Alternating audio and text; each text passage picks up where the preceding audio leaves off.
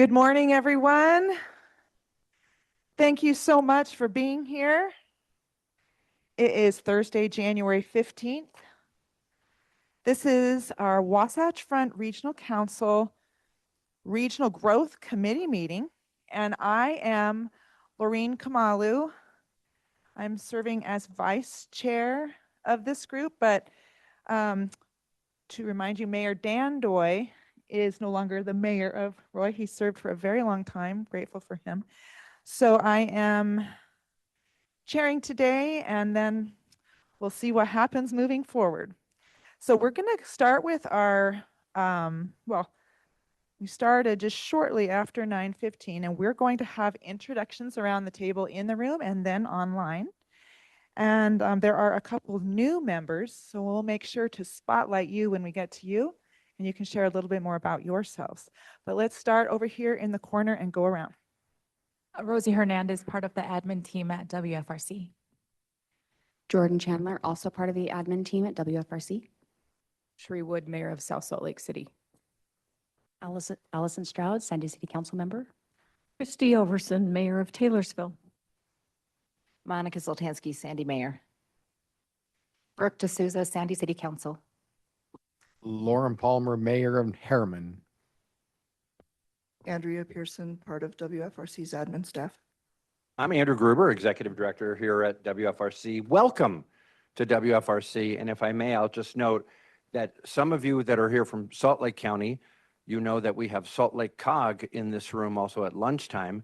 You're welcome to stay with us, and we love having you here for most of the day. Wow, that's a wonderful welcome. It is a peaceful place. Again, I'm Laureen. I actually represent here the Utah Association of Counties, but I do serve in Davis County. Good morning. I'm Ted Knowlton. I'm the Deputy Director and Chief Planner here at WFRC. Thank you, Don Ramsey, Mayor of South Jordan City and Chair of the Wasatch Front Regional Council. Good morning, Beth Holbrook, trustee for Utah Transit Authority. And I want to say, look at all these women leaders. This is awesome. Okay, let's start maybe over in the corner and yes. Hi, Byron Head, WFRC staff in the Community and Economic Development Group. I'm Barton Brierly, the Planning Director for Ogden City. Jory Johnner, Long Range Planning Group, WFRC. Good morning, Tim Watkins, WFRC Community Economic Development. Roger Borganick from Utahns for Better Transportation. Ryan Meekum, Mayor's Office, Sandy City. Carson Eilers, Utah League of Cities and Towns. I'm Nick Norris, Planning Director for Salt Lake City. Chandler Butler, Utah Transit Authority. Spencer Colley, Senior Planner with South Salt Lake. Zachary Smallwood, Planning Manager for Murray. Hugh Van Wagen, WFRC staff. Madison Aviles, Local Administrative Advisor, WFRC. Christy Dahlberg, Community and Economic Development, WFRC. Matthew Robbins, South Salt Lake City Mayor's Office. Sean Murray with Mill Creek City as a planner. Terrific. Let's go online. And let's see, I don't want to miss anyone. Andrea, you want to help us with those? Thank you. Joining us online today are Mayor. Oh, okay. Sorry, I was going to read everyone's name, but you get to introduce yourself. We'll start with Mayor Vanderwood and then go to Julie Bjornstad. And Mayor Vanderwood, since you are new to this group, please feel free to say just a bit more. Well, my name's Rob Vanderwood. I'm the mayor of West Haven. I'm serving my second term as mayor over here in this great city. I'm excited to be part of this group. I have attended meetings on occasion when they've affected the northern end of Utah. And so, but I'm excited to be here and I appreciate the opportunity. Thank you. Happy to have you. Thank you. Julie Bjornstad with WFRC's Long Range Planning Team. And let's go with Miranda and Professor Ewing. Yeah, good morning. Miranda Jones-Cox, Government Affairs at WFRC. Reed Ewing, City and Metropolitan Planning at the U of U. Okay, now Councilmember Thomas and Laura Hanson. You're muted, Councilmember.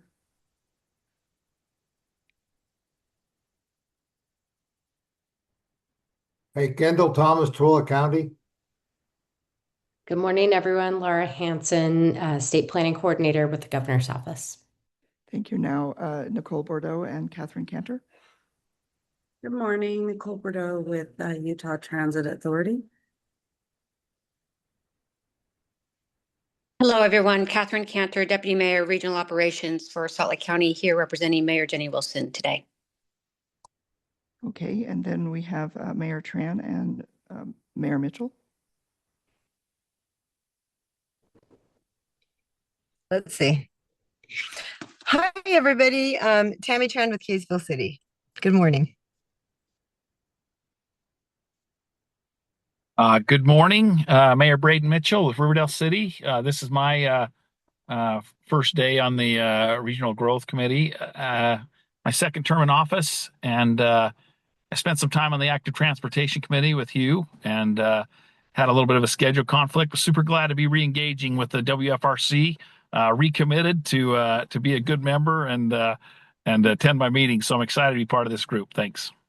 We're glad to have you come into the group. Thank you. Thank you. And finally, Kristen Cordova. Good morning, everybody. I'm Kristen Cordova with the Urban Land Institute of Utah. And we also have several people joining as attendees. Okay, and then a couple have joined. Megan, right? Yes, go ahead and share who you are.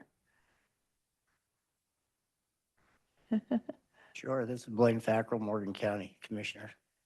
Perfect. Didn't realize you needed to go to Meg Pageon, Community and Economic Development, Wasatch Front Regional Council. Thank you.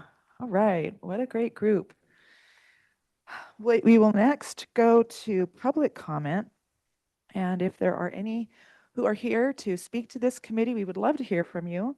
We'll watch online, also in the room here. If you go to the podium, please keep your comments to 3 minutes.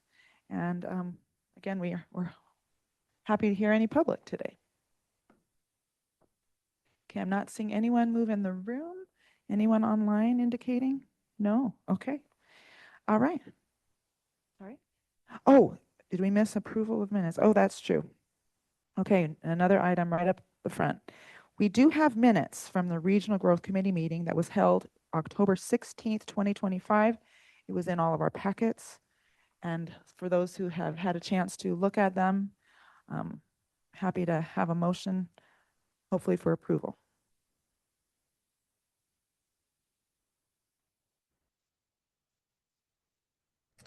I'd like Motion to to make a approve. motion. Second. All right, we have a motion by Beth, a second by Tammy. Thank you both. All in favor? Aye. Actually, I don't have a vote. Remember, Andrew? Hold me back. Remember? I can do everything except for vote. Okay. Now we'll go to something that is big time, legislative preview, and Miranda Jones. Sorry? Yeah, we did do public comment. Yeah, there weren't any today. That's okay. Okay, so we're to the legislative preview. We are actually ahead of schedule just a little bit, which is good. For all of you who had a chance to watch Miranda in action in this general or in the legislative session, which is very intense.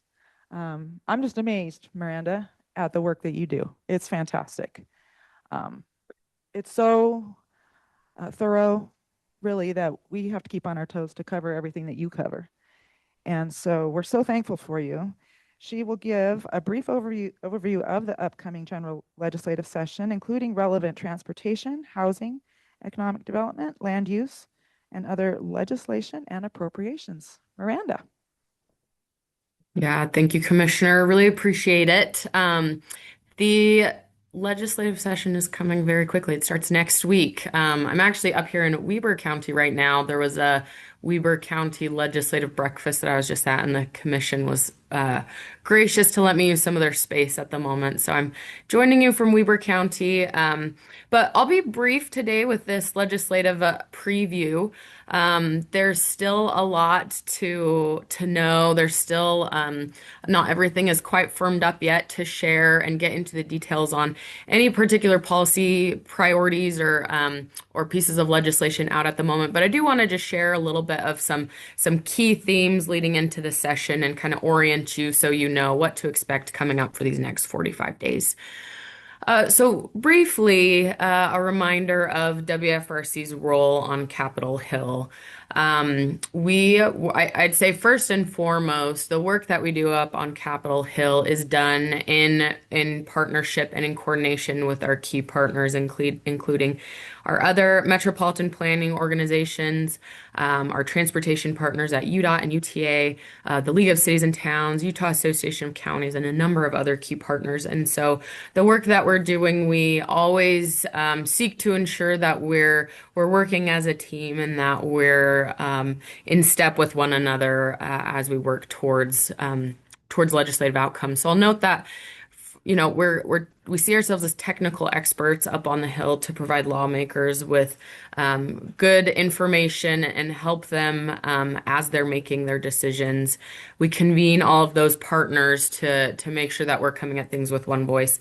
And then we're supportive of policies, programs, and appropriations that further Utah's Unified Transportation Plan and the Wasatch Choice Vision. So again, multimodal transportation, integrating transportation and land use, all the things that you guys are well acquainted with here at WFRC. So looking at what we're hearing on the horizon, what we're anticipating for this session, I've kind of boiled it down to two, as I see it, key themes or priorities that we can anticipate. The first is that it's another tight or flat budget year. The governor has mentioned this, and then the legislative leadership has also mentioned that this will be the case, even to the point where they're anticipating 5% budget cuts across the board. They tend to do this every year, but it's not always, they'll identify cuts, but not actually cut things. We've been told that they're actually going to cut things this year. And so notable, and there's not a lot of money, new one-time funding to go around this year, maybe compared to years past where we see a lot of state surplus for new programs and projects. And then second is that the priority that the legislature is approaching the session with is really centered around cost of living, the economy, affordability for households. So that's, that deals with home ownership affordability, property taxes, costs of childcare, gas taxes. There's really a number of proposals that are starting to come together, but really all of the priorities kind of center around this cost of living and affordability issue.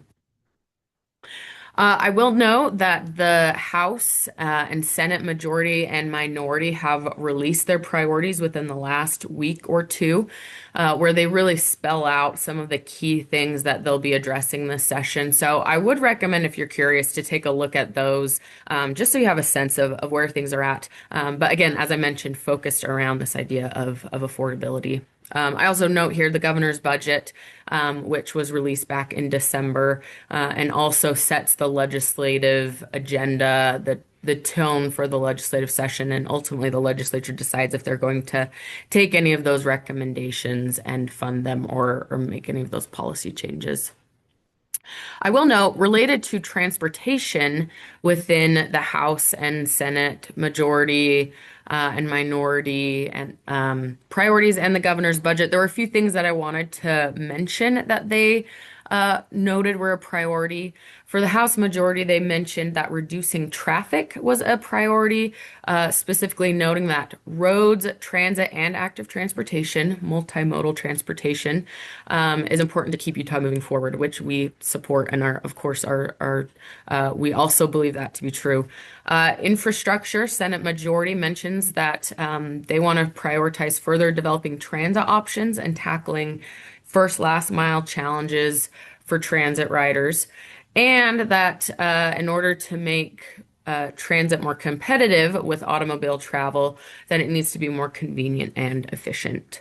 Again, another positive recommendation. And then in the governor's budget, while he didn't mention transit specifically, he did continue to focus on the Utah Trail Network and the importance of that. As you know, with the $45 million ongoing investment for the Utah Trail Network that was passed several years ago. So again, multimodal transportation investments is important to our legislators, and we're supportive of these as well. Last thing, you don't want to miss a thing during the legislative session. And so we have a number of resources, things that I put out weekly and update regularly during the session to keep you all informed. Our bill tracker, which, tracks most transportation bills, economic development bills, land use bills that we think are important for you to know about, our appropriations tracker. And then at the end of the session, we also have a number of resources that highlight what happened during the session. So you'll keep an eye out for those post session. We also have our weekly government affairs newsletters that we push out with a little more in-depth information as to what's going on. I'll note the bill tracker needs a little bit of work. That's on my to-do list today. There are already bills they're flying already. And so, and the appropriations tracker will continue to be built out as the appropriations process moves forward during the first few weeks of the legislative session. So, quick and fast. I'm sorry we weren't able to get into the details, but I'm happy to answer any questions if folks have them. Any questions for Miranda? Okay, Miranda, thank you so much. And now Andrew? Commissioner, may I jump in just for a moment? Miranda, thanks. Oh, yes, go ahead. Miranda. Andrew, I'll note that Kendall Thomas from Tooele also is unmuted. I think he had something to ask as well. So. Oh, well, then let's go to Councilman Thomas. Hey, thank you. I just, I'm really concerned about the gas tax. I mean, we keep talking more mileage, more highways. We're a rural county. We're fastly approaching that second class possibility. By gosh, we got to have some money. And I know there's some new discussions how they're going to cut it and they're going to fund it. But by hell, we got to make sure that we get our roads fixed, no matter how many new roads we fix. So I just make sure that we need that gas tax funding. So thank you very much. Yeah. No, I appreciate you saying that, Councilman, and we agree with you. And so for those that may be unaware, and again, we didn't really get into some of these details, but there is a proposal from the House majority, Representative Cal Roberts, along with Speaker Schultz, is proposing to provide tax relief at the pump for the gas tax by cutting it, and then hoping to offset that gas tax reduction with removing tax exemptions on certain refiners and producers that export fuel out of state. What we've been told is that the intention is to keep things revenue neutral for the transportation fund so that the revenue that we utilize and rely on to take care of our roads and our transportation system won't be impacted. And I think Speaker Schultz has been a strong proponent of transportation investment over the past several years. And so we think that intent is pure, and we haven't seen anything for this piece of legislation yet as far as language or anything like that. But as we know more, we'll obviously keep you all apprised. Again, with the hopes that this won't impact transportation revenues. Miranda, let me thank you. That's a great explanation. And let me just supplement. Miranda and I spoke to Representative Roberts yesterday, and confirmed his intention and the speaker's intention to have revenue neutrality, as Miranda said, meaning that as the tax structure on the gas tax is modified, the funding going to UDOT, to their transportation fund, the 70% of the gas tax, and then the 30% of the gas tax that goes to cities and counties through the B and C formula would remain revenue neutral. Now, the challenge is that there may be more volatility in a reduced tax rate that is then also applied to, as Miranda said, fuel that flows out of state. So this is something it's very sensitive. Miranda, you may have mentioned this already, but next week at our council meeting, we'll do another legislative update in lieu of having our weekly meetings at the Capitol. Next week, our council meets on Thursday, so we're not going to ask people to come to the Capitol that morning and then also have a legislative update that afternoon. But this will be a topic every week. Next week, we'll talk about it. And then the following week on the 29th, we'll start up at the Capitol, 8 a.m. And at that meeting, Speaker Schultz and President Adams have agreed to join us that morning, so we can ask them directly these questions as well. Thanks, Miranda. Oh, yes. Commissioner, may I take a moment to put Laura Hansen on the spot, if we might? Laura, would you share with the group here a little bit about I'm going to say this so you don't have to, the great work that you're doing with the Build Coordinating Council, please? Sure, thank you. And I'm feeling just a little bit under the weather, so I apologize for not being there in person, but I figured I'd keep my germs to myself in advance of the legislative session, so you're welcome.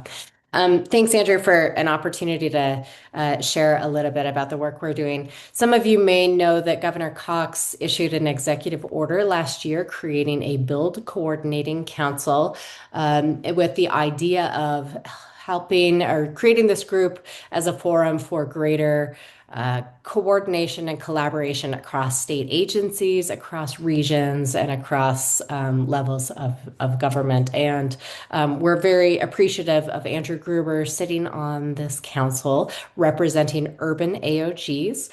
We have lots of other partners there as well, including UDOT, representing transportation. We have the League of Cities and Towns, the Utah Association of Counties, some universities, and a variety of other state agencies that are there. Also the Salt Lake Chamber of Commerce, representing the business and private sector community. And we have met 3 times now as a group. Each meeting is building up to creation of essentially a Wasatch Choice Vision for the state of Utah. And we have had kind of chunks of discussion at each meeting. The first meeting, we talked about core values and shared goals that we share statewide. And we've come up with a list of those that I don't think anything on that list will surprise you. They're sort of the standard, affordable housing, healthy air and water, convenient transportation, those kinds of things. In our last meeting, we focused on opportunities for greater collaboration using a concept of robust strategies. And we define robust strategies as an implementation strategy that does a handful of things. It simultaneously advances multiple goals. So it's something that could advance our housing goals and our air quality goals and our transportation goals. It is flexible enough to be adapted to lots of different contexts and locations. It is something that's worth doing no matter what future kind of unfolds. So it builds in resiliency and the ability to adapt in the face of uncertainty. And it also brings together a variety of partners and creates opportunities for lots of different entities to help advance those goals. So we identified 6 preliminary robust strategies at this last meeting. And I don't have time to go into any detail on any of these, but you can find all of the meeting information online as well as the meeting materials, so you can look at them in more detail. But the 6 strategies are public land partnerships, regional infrastructure investments, investments in human capital, building communities with strong centers, agricultural optimization and innovation, and technological integration and data science. So those are the 6 strategies that we came up with. They will continue to be massaged and further fleshed out. And then our next meeting will be in April, and the discussion there will focus on, okay, how do we move these forward? What is needed to actually implement them? What are our individual roles and responsibilities? What resources do we need? And how can each of us sign up to help move it forward. Ultimately, we'll build out an interactive map and website, just like the Wasatch Choice Vision. I tell Andrew all the time that the highest form of flattery is imitation, and so we're borrowing heavily from the great work of this organization and others. But that's where we're headed. And if anybody wants to visit with me more, I'd be happy to visit with you about it. Thank you. Laura, thank you so much. Yeah, we've been watching this new group, so it's great to have that update. Want to acknowledge Carlton Christensen, trustee VTA. Thanks for being here. And then, are we ready to move to the next section? I think so. All right. So we are going to have an update on the Wasatch Choice Vision 2027 to 2050. Talk about looking ahead and knowing where we want to go as a state. This is the Regional Transportation Regional Transportation Plan, RTP phasing prioritization criteria. And as you may know, this committee, Regional Growth, serves as the steering committee for the Regional Transportation Plan. And this is adopted every 4 years and is scheduled for adoption, not this year, but next year in 2027. So Wasatch Front Regional Council staff has been working with the Regional Growth Committee technical advisory committees to draft criteria to aid in prioritizing the plan's transportation projects. So Julie is online with us. She's going to introduce the phasing criteria for our input. Thanks, Julie. Yeah, great. I'll just jump right in. You did a fantastic overview of phasing criteria and where we are. I'll just remind everyone about the Regional Transportation Plan. As was mentioned, this committee serves as our sort of policy guidance committees for the RTP. This is a framework that involves roadways, transit, and active transportation of regional significance. It outlines those projects over the next 20 to 30 years. In our case, we're looking out to 2055 for this plan that we're working on right now. We update the plan every 4 years. We are required to be fiscally constrained, meaning we can only put things in the plan which can be assumed to be funded with the revenue streams we have, and then we also need to conform to air quality. So today, what's important is that fiscally constraining we do based on what we call phasing. You can think of it as prioritization of projects. And you'll see at the bottom that we phase those projects into essentially 10-year buckets. Phase 1 goes out to 2036. Phase 2 will go out to 2046. And phase 3 goes out to the end of the plan. And that phasing of those projects is rooted in the 10 Wasatch Choice Vision goals, which you'll see here on the right of this screen, and kind of inform sort of everything we do, not just on the RTP, but throughout the work here at the Wasatch Front Regional Council. Sorry. So I'll just put into context this idea of phasing and where that is into the planning process for the Regional Transportation Plan. We started working on this plan in 2024. We came to our local communities in those fall workshops that we just had a few months ago, thinking about what is needed, where we're seeing issues, how to plan for the future, and we talked about that with our local communities in 2024.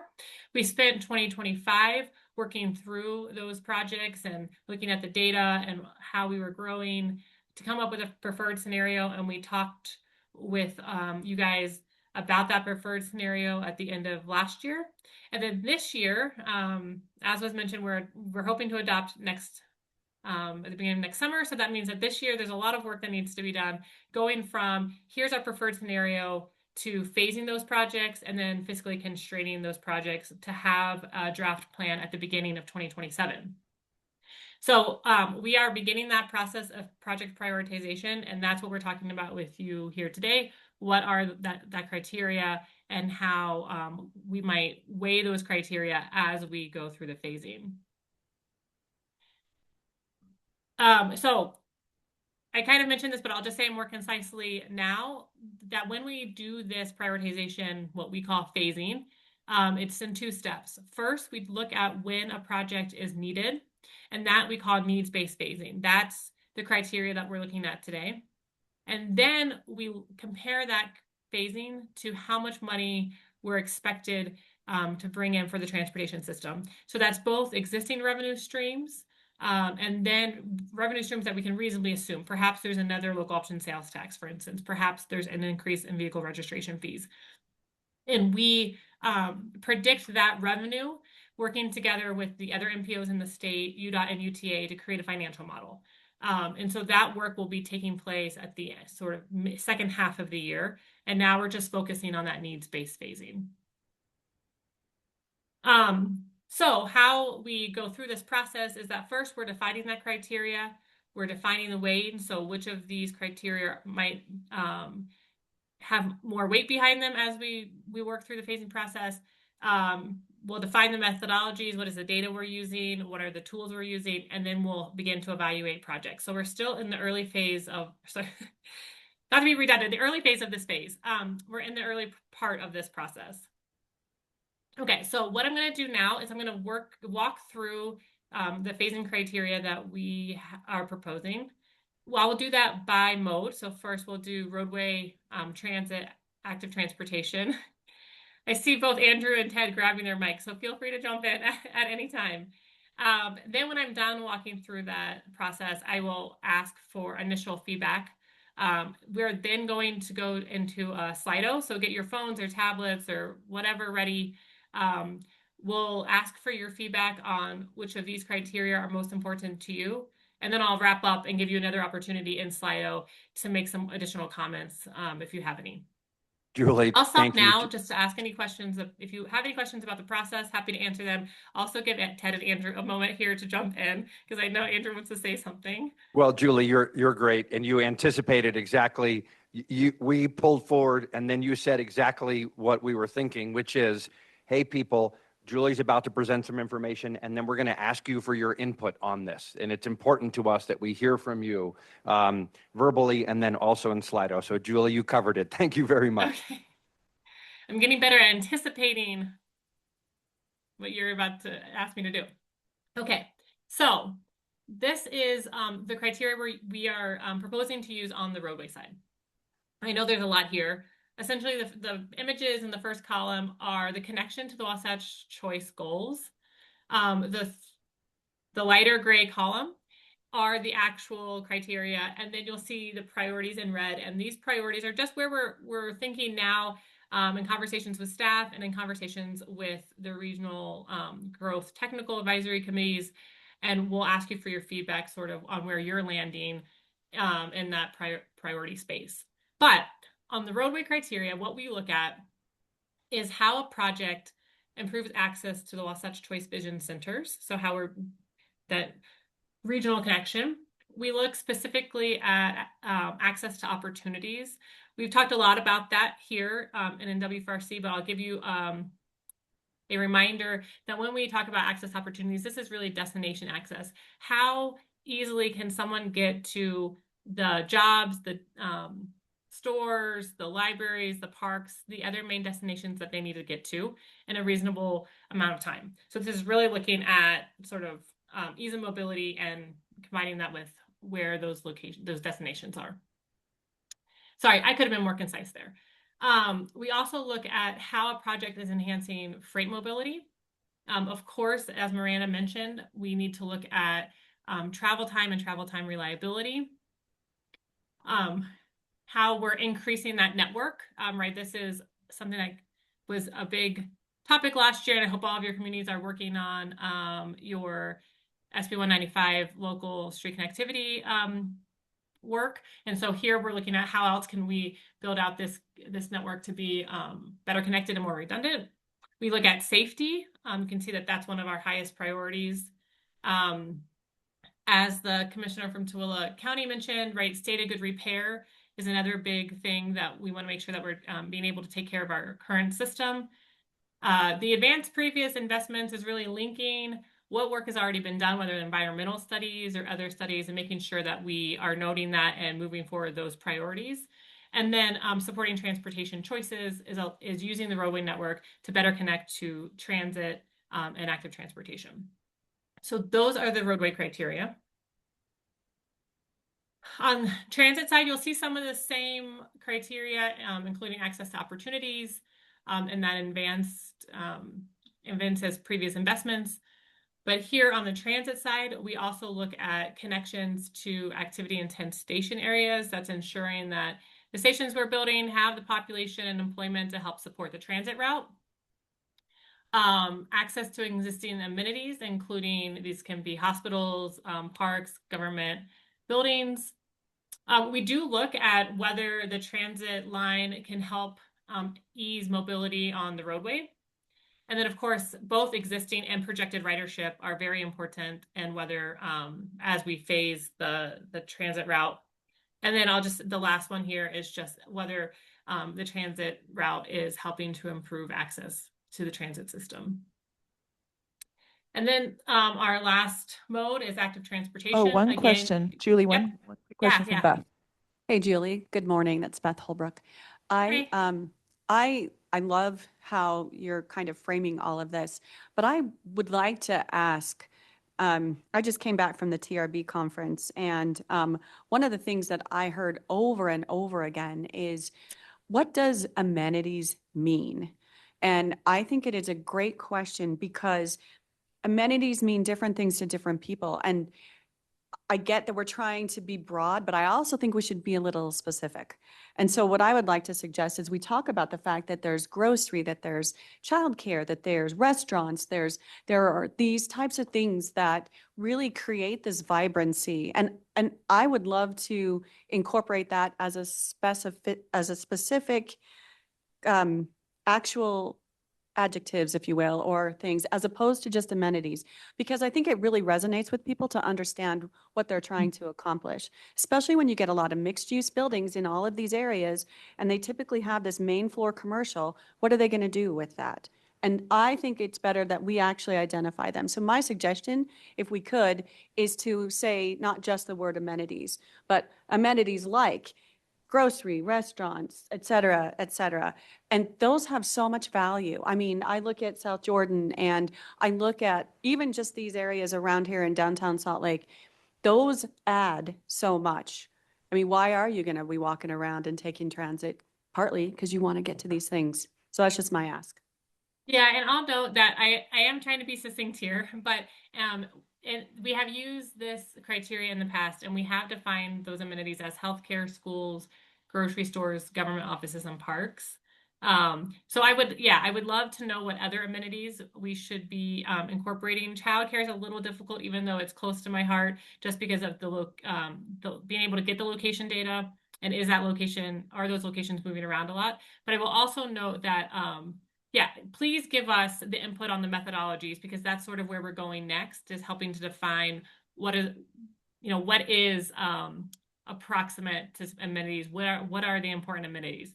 So yeah, that's a great comment. And but I just wanted to know what we've done in the past has incorporated some of those specific locations.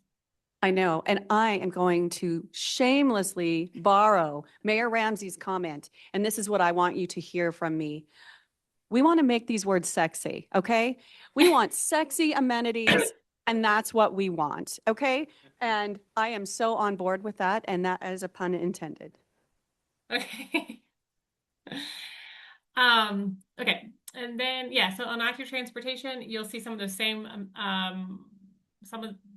criteria you've seen in the past: access to Wasatch Choice Vision centers, access to opportunities, advances previous investments. And here's some of the additional criteria we're looking at are related to improving health outcomes,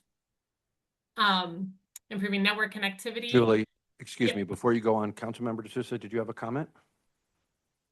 I did, thank you. I just wanted to kind of build on what Beth Holbrook and Mayor Ramsey had said in terms of amenities, and then, you know, I'm going to build on sexy and like gyms and opportunities to recreate, maintain health. Even coffee shops can be a great amenity for creating that vibrancy and that destination for active transportation. So things like that out, you know, outside of just the basic health needs of healthcare and groceries, you know, some of those other ancillary amenities that create vibrancy, I think should also be considered. Thanks. Thank you. Great comments, everyone. Sorry, I'm just writing notes down. So just one second. 1 second. Okay. Yes, and so I missed one. The addresses areas of traffic congestion. Sorry. Whoa. Okay, active transportation. Sorry, I missed the available roadway capacity to build the AT project. Here, we're just being sensitive that as we come in and suggest routes, that there's that we're not making a negative impact on other modes and the mobility there. So then we look at quality transportation choices. This includes increasing the active transportation network as a whole. We look at mode shift potential. So where are people most likely to ride? Improving connections to transit, of course. That first mile, last mile Miranda talked about being a big priority. And then looking again at safety and comfort of the user to round out those active transportation criteria. So we have some feedback throughout the transit. When we're looking at transit criteria, I want to open up now to any additional feedback you might have or comments, suggestions, generally about the criteria before I kind of do that Slido where I'm asking you what your priorities are of the criteria that we're proposing. Okay, so online and here in the room, any additional feedback? Just reactions to what Julie's shared, and then what criteria are important. We've had some of those comments in the room. I definitely agree with those. Carlton. And I apologize, it was a couple slides ago, but there was one, it's fairly low rating on sort of prior investment. I took it from studies and those kind of things. Is the presumption is that the study just sort of didn't merit out pursuing it further, but it strikes me like if you're going to put hundreds of thousands of dollars into a study, would continue it on, you know, assuming that it's a viable option. And I just wondered how that gets rated and why. Yeah, so we have the advanced previous investments, which is looking at, like I said, where additional studies have been taking place and where sort of projects are moving forward. And we do give additional points in that area. Why it's ranking a little low is just from when we asked the RGC tax based on all of the priorities, which ones were, all of the criteria, which ones were priorities, and then when we've talked about it internally. So we're just saying, not that it's not important, but that compared to some of the other things, you know, and for transit, for instance, a project that has high ridership, we might be saying is needed sooner. But that is also to say that if a project has had an environmental study done, for instance, of course, that project's going to be, you know, we're not just going to just be, sorry, how do I phrase this? If it has a lower score, but the project has funding behind it, we're still going to put it as phase one, right? Because we know that the project is ready to go. So this technical criteria is our guidance on how the phasing of the project is sort of one element in how we phase projects. We, of course, are looking at other things, like you said, if there's an EIS that's been done and project funding is lining up, we will take that into account, sort of independent of maybe what this technical criteria is saying. Does that answer your question? Can I, go ahead. I'll just briefly add to that. First, I want to know, Julie mentioned the RGC TAC, that's Regional Growth Committee, Technical Advisory Committees. You know that we work with your staff. So RGC, Transcom, most of our official committees are made up of elected officials. We also engage with your staffs, the professional staff, on having this dialogue as well. So that's the Technical Advisory Committee.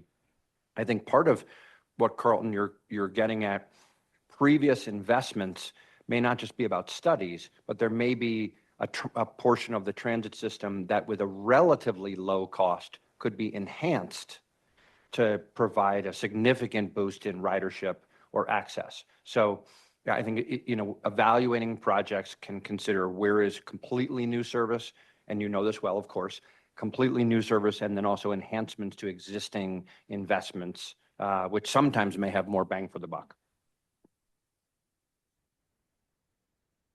Did you want to say anything else, Carlton? No, that's helpful. Thank you. Yeah. Apologize. Thank you. Anything else? Okay, I'm gonna just jump ahead to the Slido. But while we're sort of getting this up, while you guys are joining from the QR code and that code, and while we're sort of inputting information, feel free to jump in if there's other things, other suggestions or other feedback that you want us to know about. Just me moving forward in the slide is no way to shut down the conversation. It's just to multitask. Okay. Is everyone able to join the Slido? Is anyone not joined yet? I guess I'll put it a different We're way. pulling it up, and mine just says there's no active polls at the moment, but maybe you Yes, haven't I have posted it. to, I will Okay. advance it. But yeah, it looks like people are getting it up on their phones. Okay. What's the code, Julie? Yeah, it's 3629431. At slido.com if you can't get the QR. 3629431.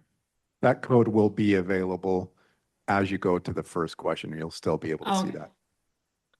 Okay. So the first question, and is just how this is all of the roadway criteria I presented, and we are asking you to help us prioritize these. So please rank them, and what is most important to you. And I'll give you a little bit of time here. What you see on your screen may be different than what we're seeing here because we did randomize it. So just in case you're wondering, and then as soon as you guys start putting in your opinions, it will re-rank.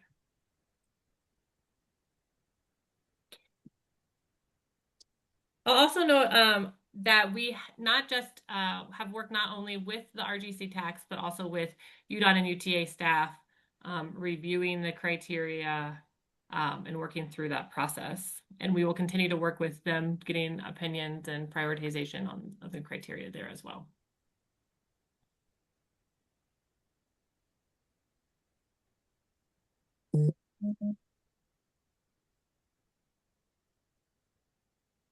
Okay, looks like some people are, how many people are in the room? We have 1, 2, 3, 4, 5, 6, 7 We have online. a lot of people in the room. Okay. That's good. I'll wait here for a moment. I know it can be kind of tough to pick between some of them, so it's okay if criteria 5 and 4 you're a little iffy on. It's just we're taking, sort of relative scores.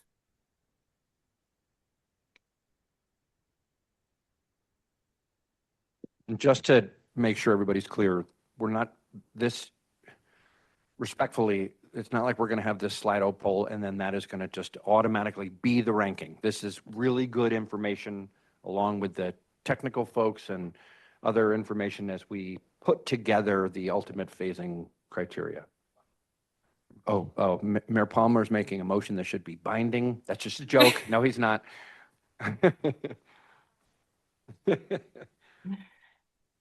And then we will close the loop with you. So either before or at the next Regional Growth Committee, we will circle back with the firmed up criteria and weightings.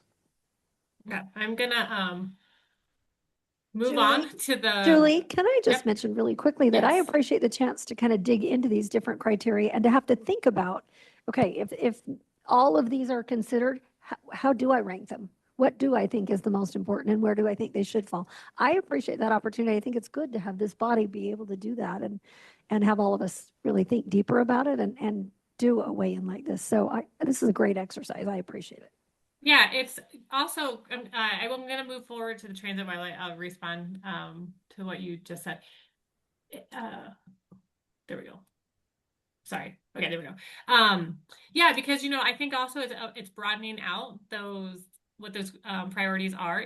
It's obviously when you're down in the weeds and looking at travel demand model data, you may have a different point of view than when you're a user of the system and, trying to rush to get your kids to daycare and then rush to get to a meeting and, busy throughout the whole day. So it's great to have sort of this broad feedback from the technical people in our office, city staff, and then you all as the Regional Growth Committee.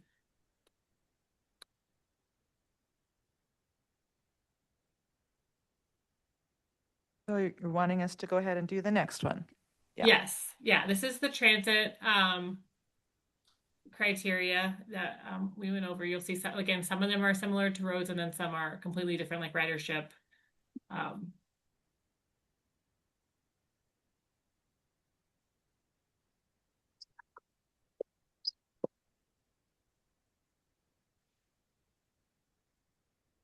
While everyone's working on that, I just have a question, Julie. This advances previous investments, it's been in both polls. I mean, isn't that kind of automatic? You don't just invest and forget about it. So I don't know. You have a better explanation of what that means?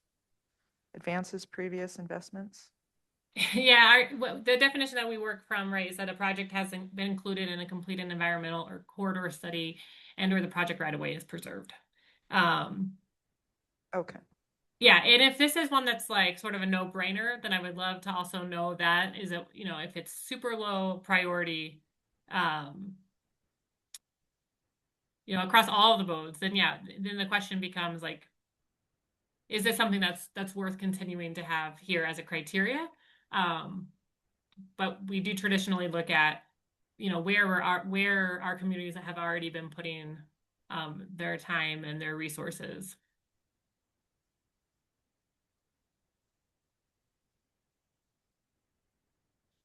And I part of me wants to just keep talking while you guys do this, and the other part of me wants to give you sort of uninterrupted thinking time. So, Julie, I think we were at about 15 on the roadway one or so, and we're at 11 now if you're looking for thanks, Jory. something consistent. Does anyone feel they need more time for this one? I'm not. Let's give it 30 more seconds. I see people still doing a little bit of work. Yeah. And I didn't, the previous one probably doesn't matter, but I didn't, right before I pressed submit, it went away. But that's probably, it's fine. You can always ask me And Julie, okay. later. And Julie, I suppose we could also send this around afterwards if people feel like they didn't have enough time to fill it out, right? We can certainly send something out. Yes, Okay. I admit I am not a Slido expert, so I don't know how that is, but I can send something out to get some more feedback. Yeah. If you're like me and Okay, didn't I'm get gonna to move finish one ahead of them, you can go to- back. Okay. Thanks, Julie. Yeah, I think we probably wrapped this one up. Okay, the active transportation criteria. One more. I got it. It went up to 18. So yeah, so this is the bicycling and pedestrian criteria, and we will hang out. Beth, I didn't know you were at TRB. I was also at TRB this week, or else I would have tracked you down to say hi. Oh, that is a bummer. Well, yes, it was a great opportunity. I sat on a panel and talked about transit and surface transportation reauthorization. So, yeah. Okay, I'm on acronym police as usual. TRB is a Transportation Research Board, part of the National Academy of Sciences, and they have an annual conference with 15,000 people in DC every year looking at transportation research topics, and folks from UTA and WFRC and UDOT and others went, and I think some of them are still there, actually. Yeah, I actually flew on Saturday and Carlos and I were on the same flight. So yeah, a lot of his key people were there too.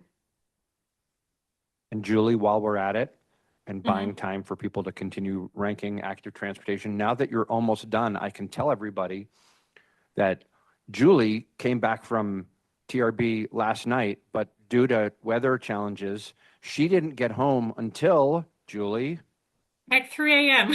3 a.m. And yet here she is. So way to go, Julie. Anything for this committee.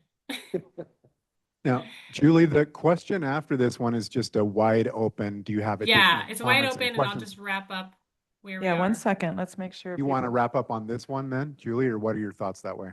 Sure, we can do that. Yeah. Yeah, so we will continue to take feedback from you all about these priorities. We're continuing to work with staff at UDOT and UTA about their priorities. And then in the meantime, we are also working on those methodologies. So, you know, the feedback that you guys gave earlier about defining what the amenities mean, for instance, when we define distance from things, working closely with our analytics there. Then we'll begin prioritizing the projects that are in the draft preferred scenario, and we'll bring out a draft needs-based phasing to the Regional Growth Committee Technical Advisory Committees this summer before we start fiscally constraining. Reed, you have a question or comment? And Julie, right before we go to Reed, Yeah. I think what we can do is we can move to the last question, leave that question up so you can answer it on your device, even as we pull this presentation down and perhaps introduce the next item, you'll still have that slide available and you can provide your comments and questions, and then we can gather that information. Ted, We'll do that. It's good. Ted, is there an opportunity to show everybody the results? I mean, Oh yeah, we could do that at the end of the meeting. Yeah. We could just circle No, back at the to end of the that. meeting or at the end of the presentation here? I'm just saying right now, we did the results. We asked everybody for their input, but we haven't collectively said, this looks like the top 2 or 3 from the group. I'll defer to I don't know Julie. what time you have. I don't know what time is available for the rest of the meeting. Yeah, we've got a lot, but maybe Julie can just quickly say the top couple of each Yeah. one. Yeah, I'll let Reed go first and then I'll go back. Yes, Dr. Ewing. We can't hear you quite yet. Oh, yes, you're muted.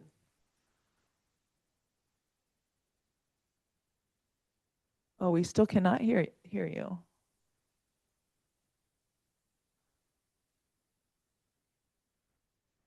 He's still talking. Dr. Ewing, I'm so sorry. We cannot hear you.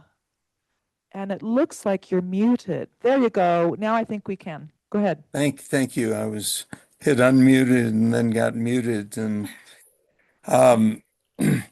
it goes with the first of the queries. There's a lot of backstory to this, but late in the legislative session, the omnibus transportation bill was amended to put the city's efforts to create livable streets through something called traffic calming on hold. And what we're talking about are measures that slow traffic. They have an impact on safety, but more broadly on livability. I live on 2nd Avenue rather than 3rd Avenue because the traffic is, speeding down the road on 3rd Avenue, and 2nd Avenue is somewhat traffic calm just by virtue of its design and abutting uses. So they put the Livable Streets program on hold. I don't know exactly how to bring this up and when to bring it up, but we're doing a literature review for the city, and we're doing case studies of leading jurisdictions around the country that have traffic calming programs. We're talking about things like speed tables, raised crosswalks, traffic circles, all of these things that enhance livability. Where does that fit in to our criteria, or does it?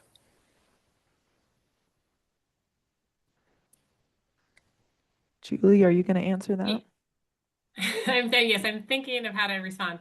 On the livability component, when we're talking about the access to Wasatch Choice Vision, we are thinking about that in terms of how it aligns with the Wasatch Choice Great Streets framework. So, how is the project having an impact on the local community? On some of the things that you mentioned, we, of course, we also look at supporting transportation choices. On some of them, especially when it comes to roadway design, we don't necessarily know what that roadway design looks like in long-range planning, as you know. So we have shied away from things that are specific about how a project is designed, or how, and looking more about sort of at a higher level, can we accommodate multiple modes on a corridor? How would it impact a center? And less about those details about, well, is this a roundabout or a signal?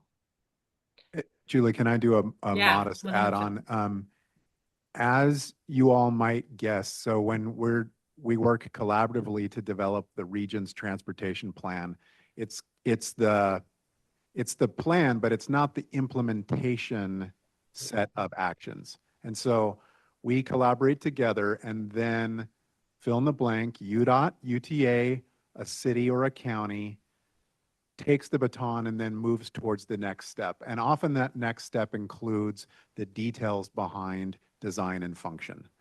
And so one of the things that we're doing, though, within the framework of a region's transportation plan is to ask, can we at the early stage identify the type of facility, the type of improvement that fits with certain distinct contexts?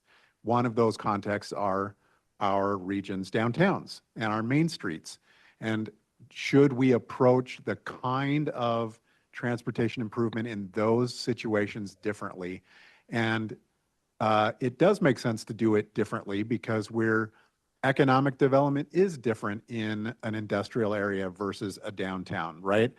Safety considerations are fundamentally different in those two. So we are weighing in on that, but the reason why I found myself talking is I just wanted to reinforce that so many of those implementation decisions come after the plan, but we want to have this link so that we're directing generally those improvements towards outcomes that can be context sensitive. Thank you. So, real quickly, this is likely to come up during the legislative session. I know that Andrew and others were involved when the legislature had kind of draconian proposals to eliminate traffic calming entirely, when the city has gone all in on traffic calming to make streets more bicycle friendly, pedestrian friendly, etc., by slowing traffic to the speed limit. That's the idea. What we know is people speed way over the speed limit in Salt Lake City, and traffic calming slows them down. And it's been proven to do that in dozens of cities and before and after studies. So I think this one is going to come up during the legislative session again. That's my understanding. And Laura Olson and I have been talking about this, and I just think maybe it's premature, but at some point the Wasatch Front Regional Council and the Regional Growth Committee may want to consider whether livability should be part of the calculation as we prioritize projects. Professor, may I just briefly give a reaction to that? There has been great dialogue since Senate Bill 195 was passed last session, great dialogue between UDOT and Salt Lake City, dialogue with legislators that I think is a sort of balanced consensus or compromise approach has arisen where the department and the city have identified priority corridors. They're being referred to as Tier 1 corridors, which are high capacity, significant auto travel, that there's an acknowledgement that they should be focused on auto travel. And traffic calming is not appropriate, like a speed bump may not be appropriate in the middle of 7th East, let's say, or 3rd West in Salt Lake City. And then they've also identified Tier 2 and Tier 3, which are sort of lower speed, lower volume. And then when you get all the way down to Tier 3, you're looking more at corridors where they're better for biking, for walking. And so they've worked to this balanced approach. Some of the more draconian proposals that Professor Ewing noted from the legislative session did not actually make it into the final legislation. And I think between Salt Lake City and the department, they've made really good progress and had really good dialogue leading up to where we are now. Thanks. Thank you. Thank you. Thank you. Okay, yeah, good questions, and that's a nice update, Andrew. Thank you. Okay, so let's see. Ted is telling me we can move to the next. If Julia, if that works okay for you, and then this question will be up. You can still answer it on your device, even for the next 10 or 15 minutes. But you'll give your attention, of course, to the next item. How's that? Yeah, okay. So the last one to work on while we move forward, what additional questions or considerations do you have? So if there's things fresh on your mind, it'd be a good time to put those in and submit. Thank you. Great, Thanks, thank Julie. you. Okay, we now get to address some station area plan certifications. And we do have station areas to look at in Ogden, South Salt Lake City, Mill Creek, Murray, and Bountiful. In accordance with the station area planning program, there are representatives from each community. And Byron, do you want me to introduce the people, or do you want to introduce the people? I'll do it. You'll do it. Yeah. So this is Byron Head with Wasatch Front Regional Council, and he will guide us through this next part. Thank you. Thank you, Commissioner. And yes, I expect to have everyone's undivided attention and not have anyone answering the question that Julie posed. Good morning, everyone, and Happy New Year. We have station area plans from 6 different cities covering 18 station areas to consider today. An update on where we are on progress is that we've, to date, as a whole, between us and MAG, have certified 79 station areas. We have 18 more to consider today. We have 16 that are in progress, and then we have 14 more that have yet to engage in what we'll call WFRC-supported station area planning. And a brief refresher, station area plans are required for any fixed guideway, rail, or bus station that within a half-mile or quarter-mile radius of that station. So this can include multiple cities if a station is on a city border. The 2025 deadline that you may remember from the legislation has just passed. And so all the cities that need to have adopted their station area plans in accordance with that deadline, we are now looking to just catch up on the certification here today. We have 8 outstanding, all of which will be considered today and next week at our full council meeting.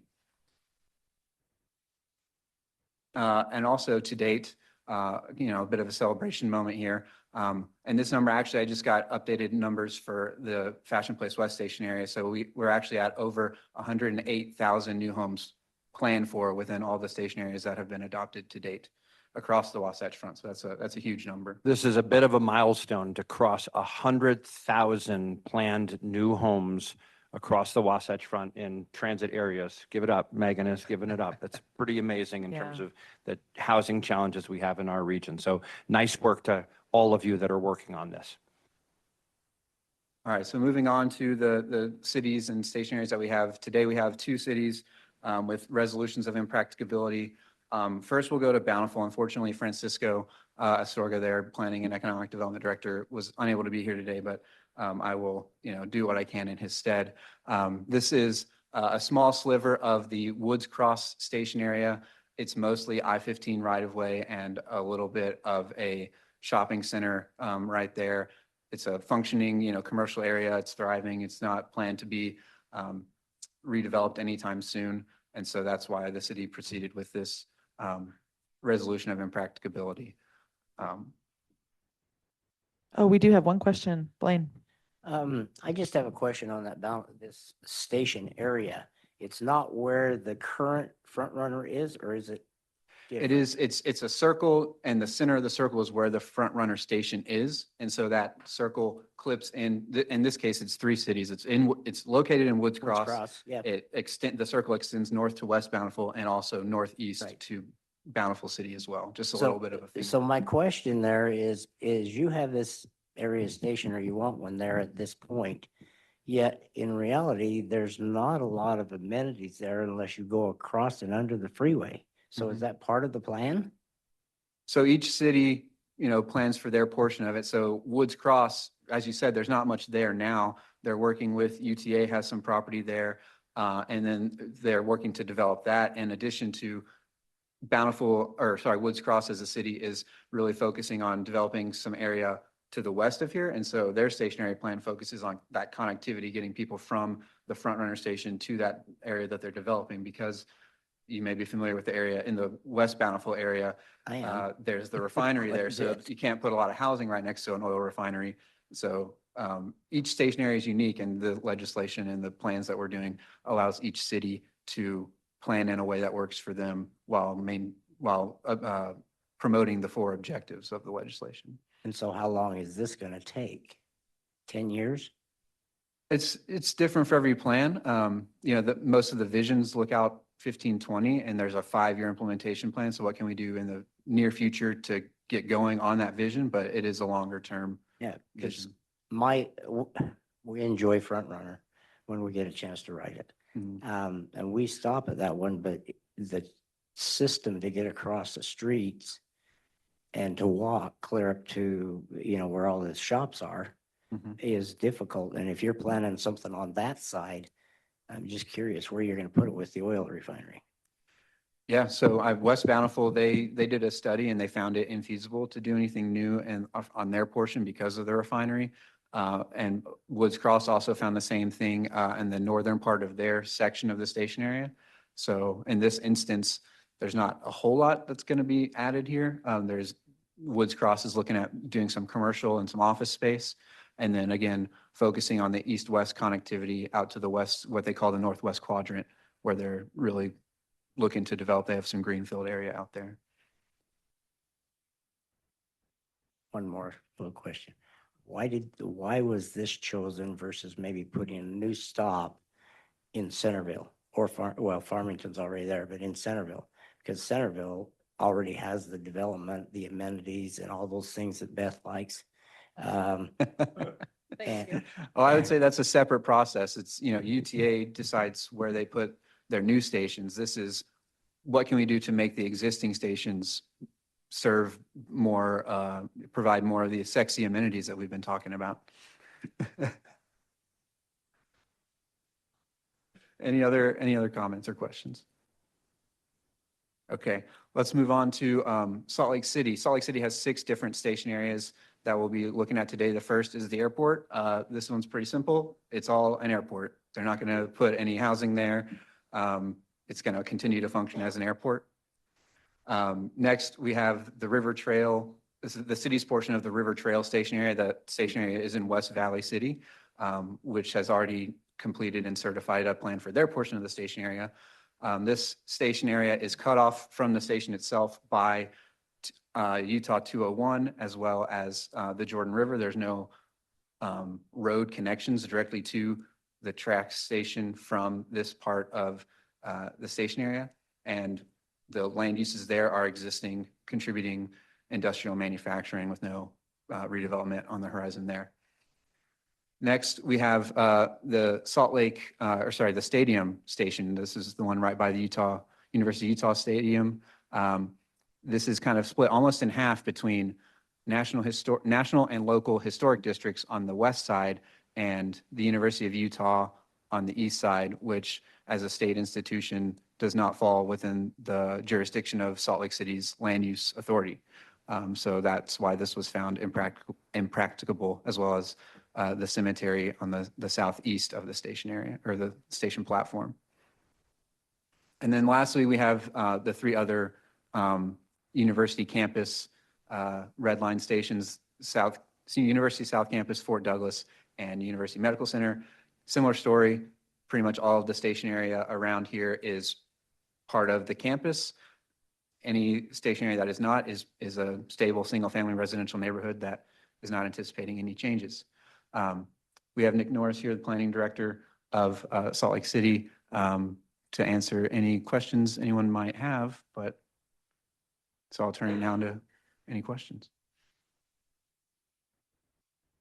I don't have a question for Nick. I just want to think back to 2022 when the legislation was adopted requiring communities to do station area plans. And we had a lot of good dialogue with Nick and the team at Salt Lake City. And the airport was the example of a station that it doesn't make sense to do a whole station area plan because, as you said, Byron, it's an airport. You're not going to put new residential development there.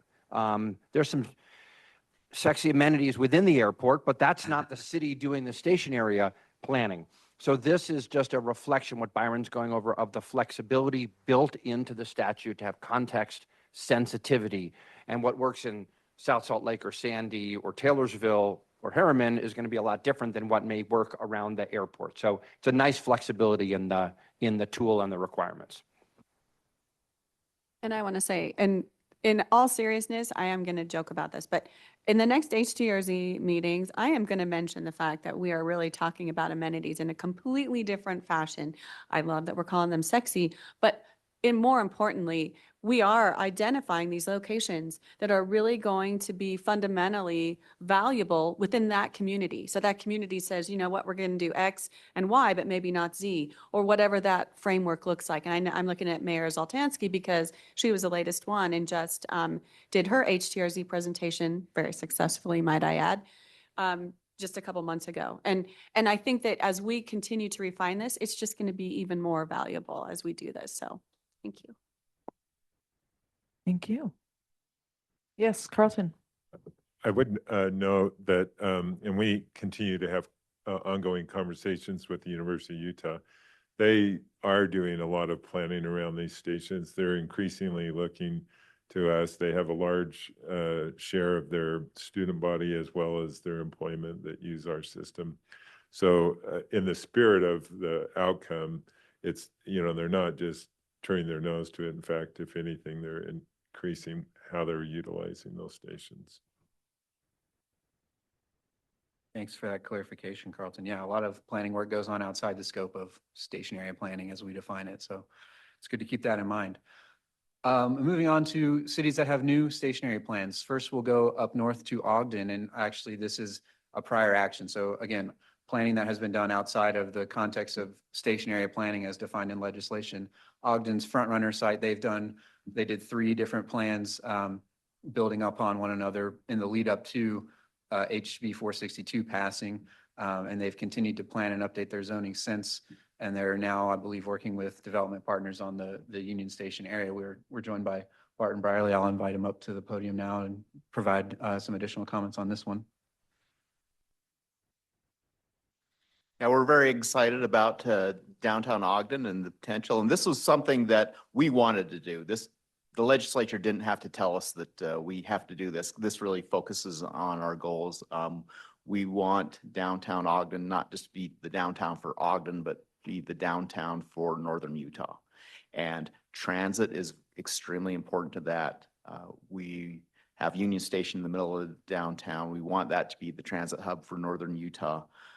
We want to expand the Union Station campus to add more jobs, more restaurants, more services, more businesses downtown. We just completed we're in the middle of the Wonder Block project in downtown, which will be 350 residential units, 50,000 square feet of retail, 100,000 square feet of office, a grocery store, and walkable amenities in downtown, a parking structure with specific goal of being able to redevelop our underdeveloped parking lots in downtown. We're focused on micromobility. We have green bike, we have scooters, we have trolley downtown.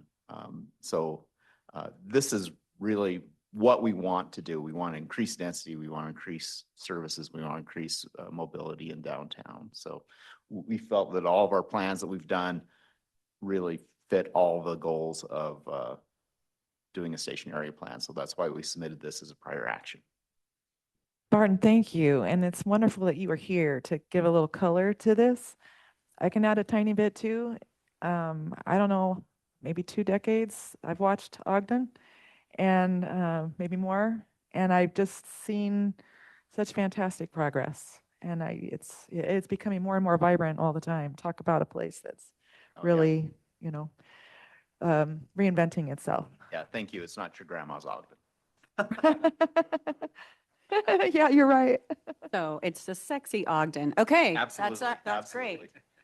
I just wanted to point out, and thank you so much. I was at the mayor's event last week, and it is really incredible what they're doing. And in fact, we have already done an RFP for the development team that is on the Union Station project itself, and and Nicole Bordeaux, I think, is on this, and she and her staff are frequently going up to Ogden to really try to help to define and help them to navigate what their goals are. And so we just wanted to thank you. It's a great partnership, and we're thrilled to see it. So thanks. Okay, I don't see any other questions or comments.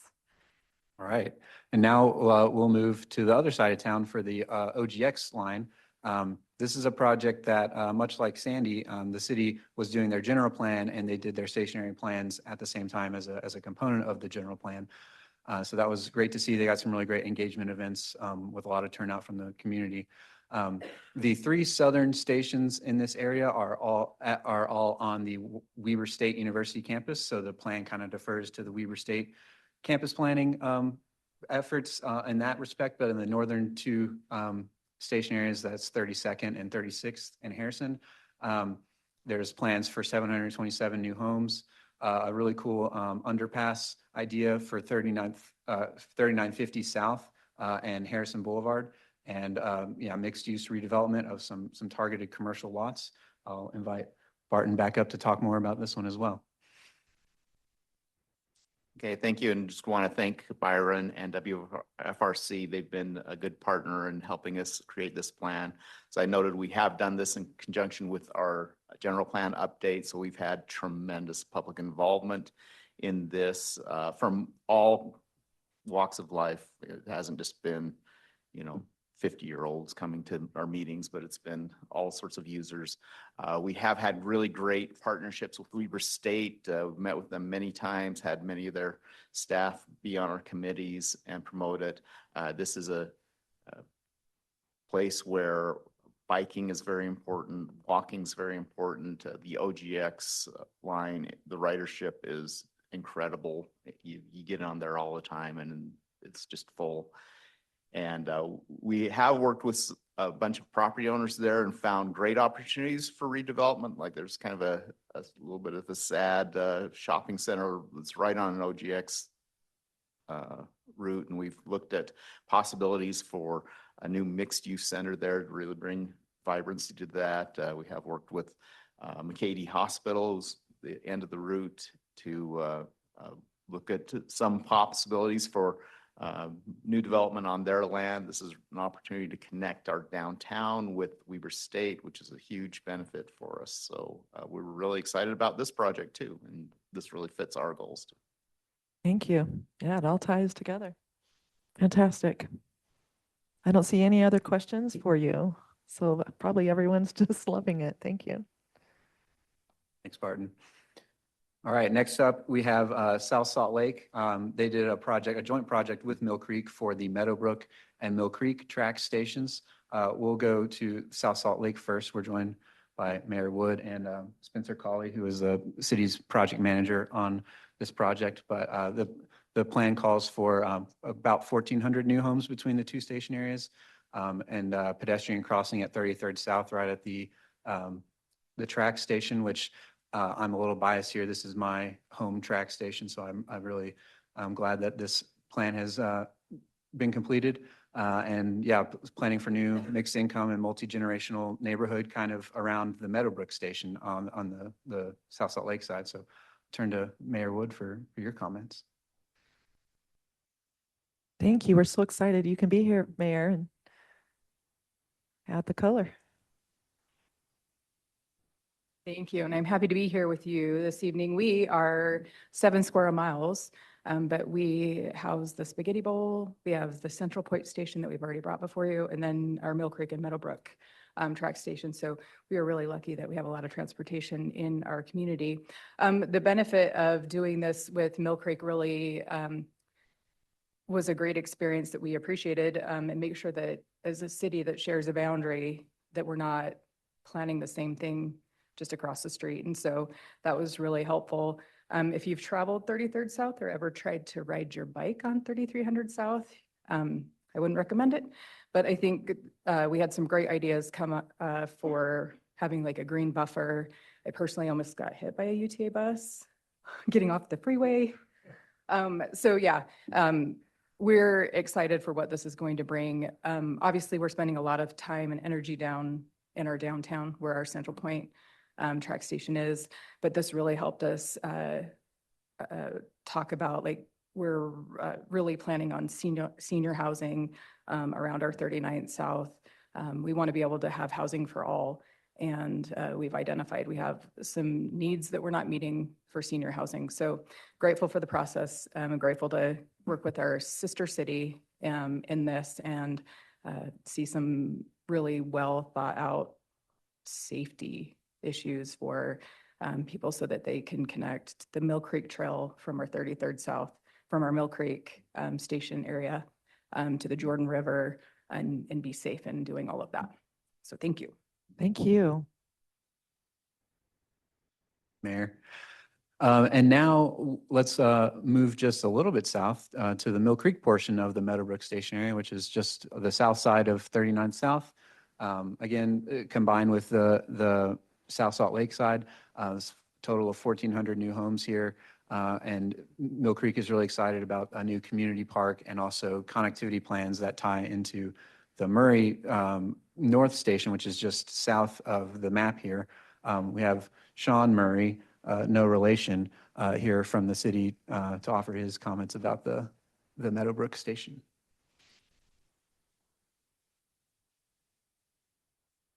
Hi there.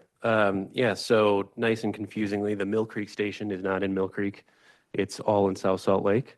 And my name is Sean Murray, and I work for Mill Creek. So the Meadowbrook Station, though, is just north of 3900 South, so that circle does come into Mill Creek. And this area has seen a lot of development and a lot of development pressure over the last decade and especially the last few years. So what's nice about this plan is it gives us a lot of improvements that we can kind of see coming forward with that new pressure on the existing amenities and what amenities we'll need. And this image is great because it ties into the Murray North Station area plan, which you can see on the south, which is also comes into Mill Creek. We don't have any stations in Mill Creek, but we are in both those circles that overlap there. So we worked with South Salt Lake, which were great, and our consultants as well, to kind of make sure that all these plans tie together so that between these three municipalities, there's a consistency as you go north, south, east, and west. There's also an element of new community parks and a green buffer along the UTA line, which is something the city's excited for, but a lot of residents also said they wanted to see. A lack of green space in this area has come up time and time again. So it's really nice that this plan kind of calls that out, and the city can kind of work towards making that a reality with this plan and the housing that comes with it. Nice. Any question or comment? Wow, look at that. Beautiful. Thank you. Sean. All right, let's see. Last but not least, we have Murray, a repeat customer here at RGC with these stationary plans. They're here for Fashion Place West and their little portion of the Midvale Fort Union station down in Midvale just clips into the very southern part of the city.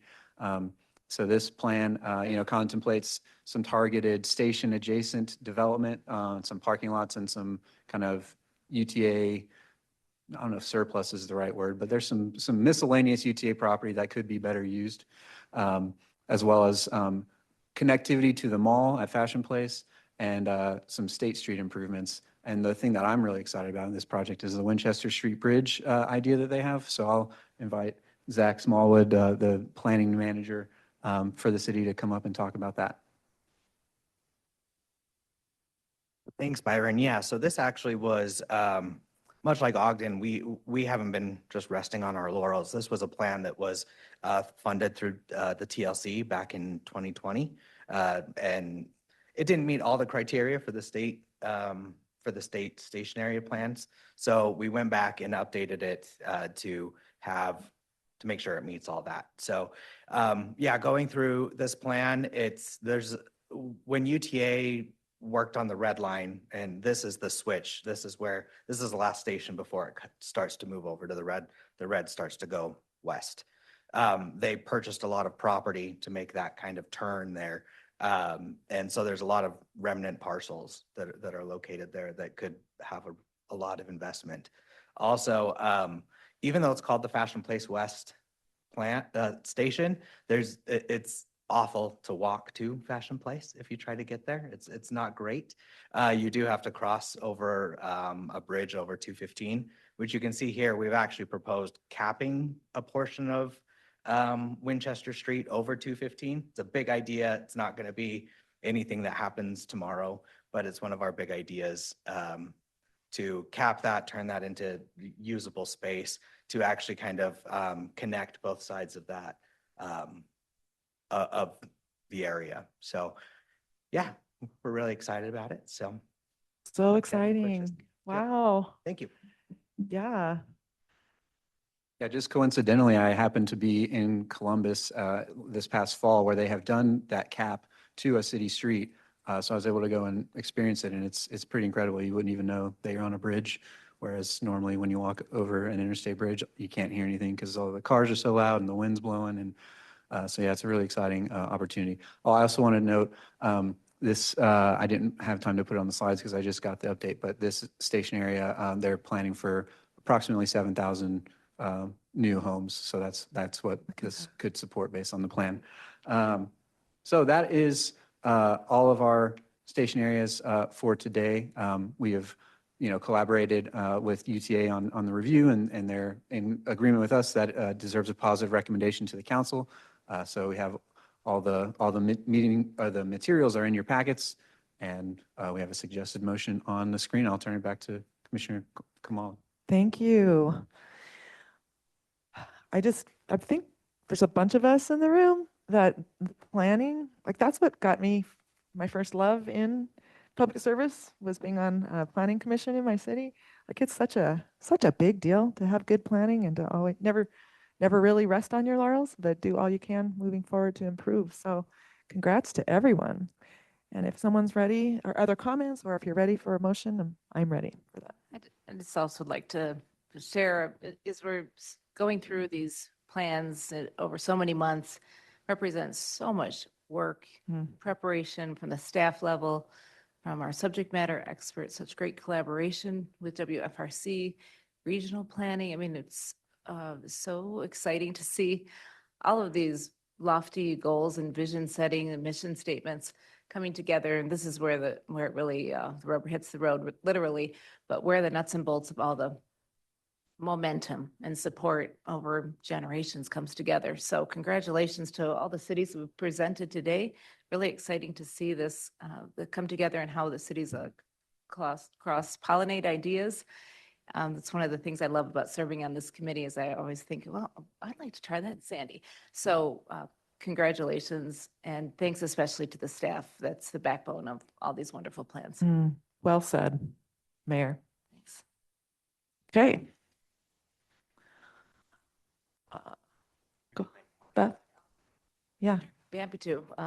Okay, I move to recommend certification of the resolutions of impracticability, resolutions of prior actions, and station area plans presented today for the cities of Bountiful, Salt Lake City, Ogden, South Salt Lake, Mill Creek, and Murray to the Wasatch Front Regional Council. Second. All right. Any discussion to the motion? It's thorough. All right, then all in favor, please say aye. Aye. And I'm imagining there's no one opposed, but if you dare, speak up. All right, it is unanimous, and I'm not surprised. Yes. Congratulations to all of you. Tons of work. Great Commissioner, work. can I provide a short reflection? Please. So I think, and Meg or Byron can confirm, but that is, I think, almost all of the station area plans, right? I mean, if we have some left, it's not many at all, right? Yes, it's pretty close. We have a few outstanding, but yeah, And definitely so the lion's share. For the members of Regional Growth Committee that have been on for a while, you've seen that this has been a big focus of ours together for a good long while. Yeah. Since 2022. Since 2022. And then you heard the reflection about the number of units. And I'm going to look to, Mayor Overson and Mayor Zoltansky and others around the room, but I'm thinking about the story of these certifications as they've come through. And here is my point. My point is that these are all communities that thought what makes sense for us in our town. What would make our place better? And they really focused on the local story. The station area plan legislation was just this perfect balance of saying, hey, you got to do this, but do it in a way that makes sense for you locally. And it provided this great opportunity to say, it's not practical over here. This doesn't make sense over here, but you know what? We're going to lean in hard there. And as we've been reviewing these and seeing the story unfold at Regional Growth Committee, it's been communities saying this is going to make our town better, our location better. This center will be better. And it's been kind of a love affair almost of seeing these come by. I hope that I'm not being just vague and goofy here, but it's just a wonderful thing to see this communities saying we're going to make our city better, and then it adds up to making the region better. And would love any comments to that effect. Yes. Okay. And Mayor Ramsey is right on my left. Oh, go ahead. Then we'll go here. I'm just happy to agree with you. I mean, we're getting spicy in this meeting. This is the first time we've had a regional growth committee where we're getting very sexy and it's all a love affair. But no, these projects are important, and I appreciate all the work that's gone into to planning them, and really look forward to having them come before the council next week. Getting these done is important. But what you said about the process, about how the legislation was crafted with a lot of input and a lot of collaboration by folks that said, stop, if you tell us what we have to do, you realize it's the university's property. I mean, that's reality. We all have unique things in our community. And I think this is an example of what we would really appreciate as communities, to continue to see more processes that are what works best for your community. There's not a lot of chatter about that in a lot of arenas. And this is an excellent example of, these are the objectives that need to be met, and you can figure out what works best in your community. There's a lot of great work being done, and I just want to make sure that cities and counties and our local communities get kudos. You're not going to hear it from enough people, but please accept this as appreciation for the work you're doing on housing and planning and how to maximize best use of our lands to benefit the residents of our communities, and also to really justify and support the investment in transit that's been taking place. So thank you. Thank you, Mayor. Council member. Thank you. While I represent Sandy, I've been a realtor along the Wasatch Front for the last decade. And so that's given me an opportunity to become a little bit more familiar with each of the individual communities along the Wasatch Front.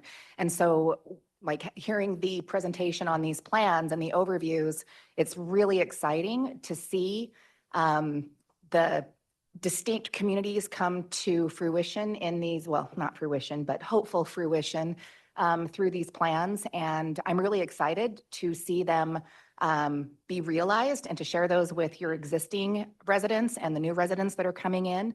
I think that they do address a lot of the transportation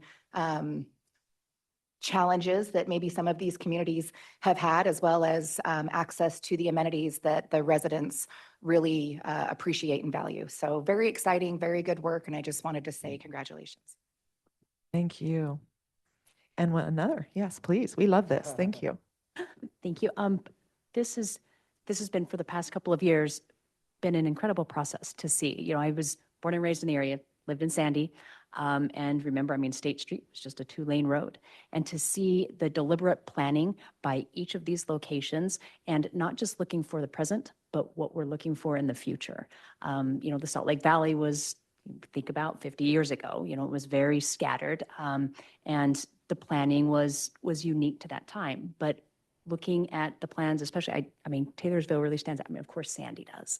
But Taylorsville, of looking at the variety of housing and the needs to meet not only the community right now, but what we're looking for decades in the future. So all of the work that has gone into this has just been, you know, incredible. And to see what the future may hold for future residents. So, you know, what a wonderful process, and looking forward to wrapping up, you know, maybe the next few that are still straggling. Thank you. And the support by Wasatch Front Regional Council, you know, is a big deal. Everyone's nodding. It really is. So Andrew and your team, you're the magic kind of behind the local boots on the ground. I thought maybe that's a way to say it. We are very thankful for your support. It's huge. So thank you. We're just really happy to be able to support all of your communities. Okay, so we will look at the very end of this meeting. Any other business and adjournment? There is a Boulder Pier Tour, April 27th to 29th. Sounds super fun. I guess I'm not going, but that sounds really fun. I mean, you can. This is Boulder, Colorado. Every year we go on to a different site around the country to learn what other communities are doing in their development. We learn from and take ideas back. And so we've sent information out about that. But if anybody wants more info, let us know. We don't, full transparency, we don't pay for that. Right. We organize it. But if anybody's interested, you're welcome to join us. Sounds great. Thank you. Okay, there is also the requirement every year to have refreshed our training on the Utah Open and Public Meeting Act. So I think after we adjourn, those who have not had that in another location, it was, am I saying this right? And Andrea, but you say it the way it needs to be said. We have included that link on our agenda that went out in the original email. And then it will also be included in the follow-up email that will go next week. A lot of you have already seen it, but if you haven't, please take a moment to watch the Open Public Meeting Act video so we can be compliant. Thank you. Yes, that's very important, actually. I get it in a few different places, which is good. All right. Anything else? Any other business that if someone has? All right. Then we will go ahead and our next meeting, well, we do have the board meeting next week. Right, the council meeting next Thursday afternoon. Yes. Yes. And then this group's next meeting will be held on March 19th, 2026. We appreciate everyone's involvement, especially public members. Thank you for coming. You definitely add to the good comments that come. And with that, I think we can adjourn just about exactly on time. It's 11:02. Thank you. Happy New Year and see you soon.